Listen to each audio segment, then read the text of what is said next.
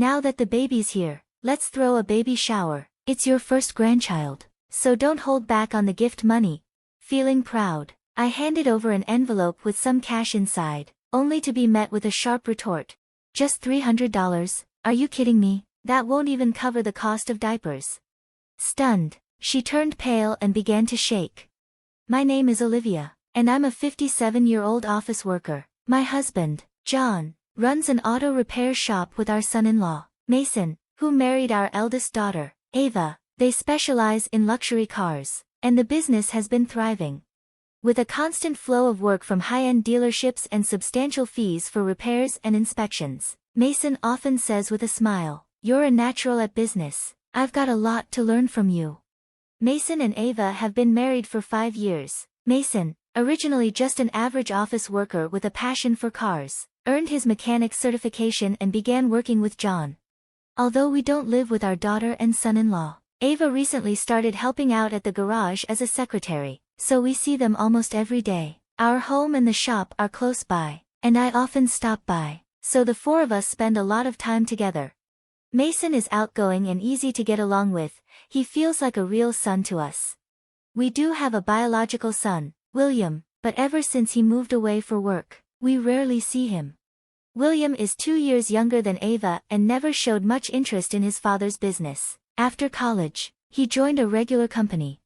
When he was in elementary school, he used to say, "When I grow up, I'll take over Dad's shop," but as he got older, his attitude changed. "You can't make a living working at a repair shop these days, and I don't want to be covered in grease either." John never planned for William to take over the business, but when William made it clear he wasn't interested, John looked a bit disappointed. John had hired a few employees and was thinking about the future of the shop when Mason came on board. It seemed like he was starting to consider what would happen if there were no one to take over. He was planning to give the employees a heads up to start looking for other work, but with Mason around, John now intends to leave the business in capable hands. Ava never expected Mason to take over her father's business, but when it happened, she was surprised and relieved. "I knew Mason loved cars, but I never thought he'd become Dad's apprentice and take over. But since William wasn't interested, it's all worked out, right?" With my husband's business doing so well, Ava keeps asking if William might change his mind and ask to take over the shop later. Ava had every reason to be concerned. William's wife, Emma, has a rather rough edge to her. William and Emma were married 2 years ago, and from the very first time they visited our home to introduce Emma, she made quite an impression. As soon as they arrived, Emma looked around and said, "This is a real working-class home, isn't it? Is this what self-employed people's houses are like?" My husband and I were so stunned that we didn't know how to respond. Ava, who was there with us, was furious and immediately shot back, "Who do you think you are, talking like that to your fiancé's parents?" But Emma held her ground, saying, "I'm just being honest. Stop attacking me before we're even married." I tried to calm the situation and move forward with the introduction, but William added, "Just because we're getting married doesn't mean we'll live here or depend on you."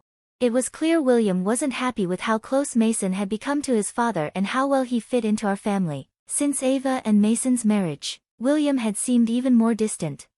Mason had chosen not to join us that day out of respect, but William couldn't resist making a snide comment, "Ava's husband isn't here, huh? I was worried he might show up all greasy and dirty like usual. Glad to see he's not around." Although William had made it clear he wouldn't take over the family business, it was hard not to think he resented Mason, who, despite not being related by blood, would likely inherit the shop. William's words made me angry, and I snapped, "Are you jealous of Mason? You were the one who didn't want to take over your father's shop." My usually calm husband intervened, saying, "Let's not get upset, everyone. William's fiancée is here to introduce herself, so let's try to get along." Since this was supposed to be a happy occasion, I tried to rein in my frustration, but then Emma said, "It doesn't bother me. I have no intention of getting along with you anyway." She spoke to us as if she were looking down on us. Just as my husband had managed to calm Ava and me, we felt our anger rising again. We both glared at Emma, but she seemed to find it amusing. "You common folk get angry so easily. As someone from an upper-class family, I've never had to feel that way," she said, with a smug smile. bragging about her background. From what William had told us, Emma's father was a company director, which seemed to be why she looked down on us. The thought of having someone like her as a daughter-in-law weighed heavily on us. Even my husband, who had been trying to keep the peace, seemed to realize this wasn't going to work. He suggested to William and Emma, "How about we call it a day? This was just an introduction, after all." They quickly left, and after they were gone, Ava was still seething. Who does she think she is? Just because her father is a company director, she acts like she's better than everyone else. She can't get too full of herself.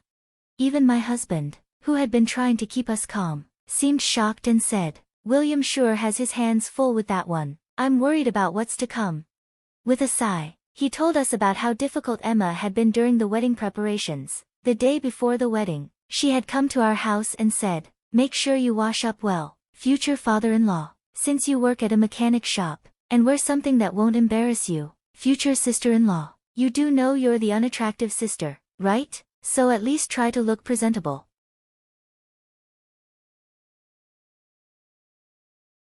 She delivered her remarks with a smug tone. I was on the verge of snapping back at her, but my husband calmly replied, "Understood, we'll make sure not to cause any trouble."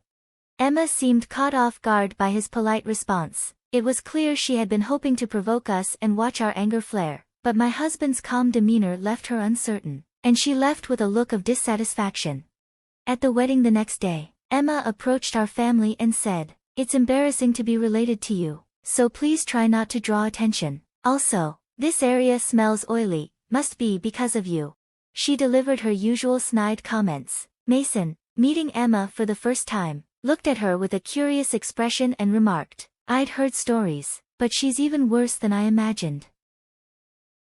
Normally, Mason wears his hair long and has a beard, but on that day, he had trimmed his hair and wore a suit, leaving Emma with nothing to criticize. Still, a part of me wished he had shown up in his usual work clothes, just to see how she would have reacted.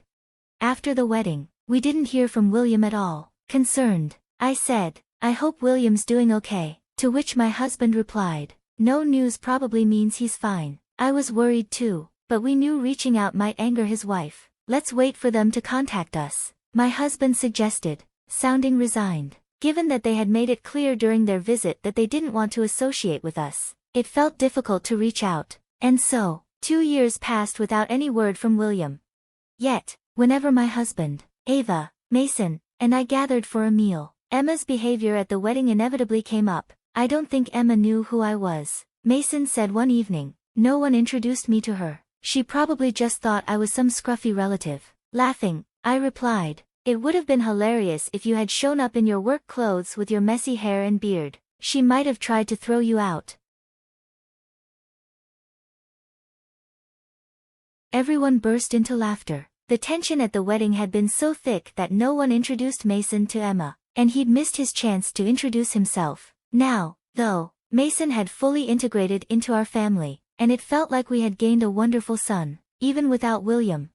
Then, one day, a heavy snowfall caused cars to get stuck everywhere. My husband's shop was flooded with requests for towing, and they were swamped. The employees split up the work to handle the demand. My husband and Mason went out on a call from a foreign car dealer they frequently worked with, but when they returned, both seemed unusually downcast. Ava, noticing this, asked Mason what was wrong, but he just shrugged it off, saying, "Nothing, really." He acted as if nothing had happened, so I didn't think much of it. A few days later, William and Emma suddenly showed up at our house, with Emma holding a baby in her arms. Seeing the baby sleeping peacefully, I couldn't help but smile. Ava, who happened to be visiting, smiled as well and asked, "Emma, you had a baby?" She reached out to touch the baby, but Emma pulled away sharply, snapping, "Don't touch her with your dirty hands, you'll get oil on her." For a moment, the sight of the baby had made me forget, but Emma, even as a mother, hadn't changed a bit. As the familiar tension filled the room, Emma said, "Now that our child is born, let's have a baby shower. Since this is your first grandchild, you should be generous with the gift money." Her voice was dripping with sarcasm. On the spot, I quickly put $300 in an envelope and handed it to her. If I'd had more time, I would have prepared a proper gift, but with their sudden visit, I hadn't had the chance. Emma snatched the envelope from me. immediately opened it, and shouted, "Only $300? Are you serious? That's not even enough for diapers." Her voice was loud and abrasive. To my surprise, my usually mild-mannered husband snatched the envelope back from her, his voice rising in anger. "Don't you dare disrespect us. That child's father isn't even William, is it?" He yelled with a ferocity I had never seen in him before. His words left me utterly confused. What did he mean by saying the child's father wasn't William? Just then, Mason, who had been in the back room, came in, looking puzzled, but when he saw Emma, his expression turned to shock. Emma, too, looked startled and quickly tried to hide her face. My husband, noticing this, said, "Recognize Mason? You should. He's the one who helped tow your fancy minivan during the heavy snowfall. You complained to him then, didn't you? I doubt you've forgotten his face." Ava, William, and I were completely bewildered. My husband continued, "And how's the president you were with that day? Tell him that if he's going to have an affair, he should choose a time when it's not snowing, or he'll get caught."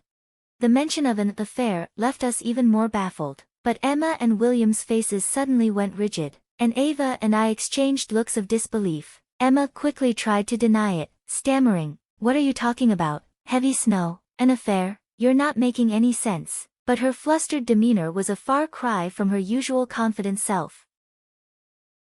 At my husband's cue, Mason pulled out his phone and began navigating through it. Meanwhile, my husband began explaining, "On the day of the heavy snowfall, Emma and some company president got stranded in a luxury minivan. Mason and I went to assist them. I didn't recognize Emma at first, but something felt off when I noticed a baby in the car. I was wearing a mask, sunglasses, and a helmet, so she probably didn't recognize me either." However, Mason, even with his long hair and beard, would be hard to forget.